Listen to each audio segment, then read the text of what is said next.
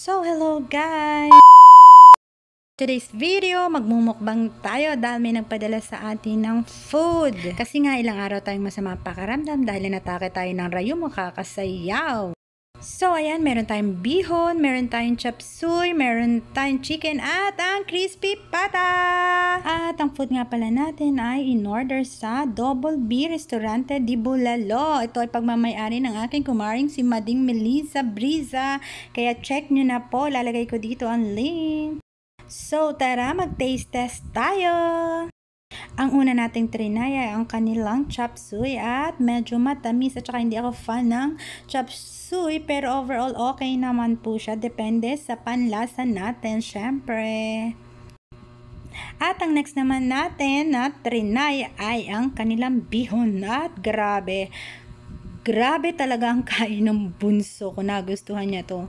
Hindi ako masyadong fan ng bihon pero wait nyo, nakadamak pa rin ako dito. Ayan, nagustuhan niya. Approve naman yan kay Queen Pokwang. So, ayan.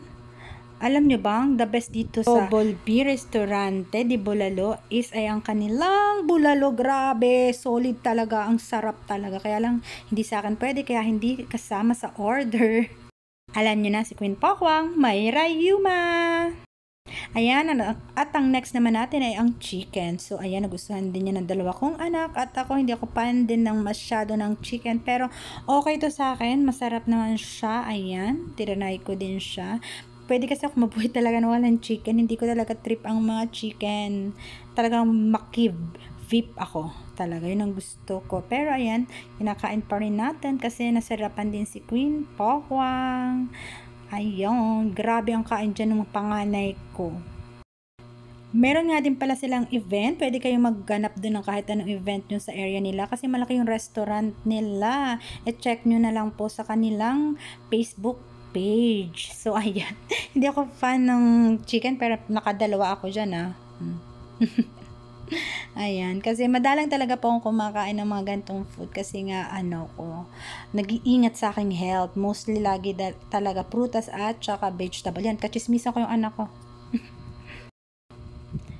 And ayan, ang trinay naman natin ang kanilang crispy pata. Medyo hindi na siya ganun kalutong kasi nga medyo matagal bago ko siya kinain pero super may lasa. Approve na approve. Kaya lang in moderation po tayo pagdating dito kasi nga nag-iingat tayo habang medyo okay pa ang ating health. Kaya ingat-ingat lagi tayo sa food. So ayan. And overall, recommendable po talaga ang Double B Restaurante di Bulalo. Try nyo na po doon. Pwede kayong mag-walk-in, pwede kayong magpaganap ng kahit anong event.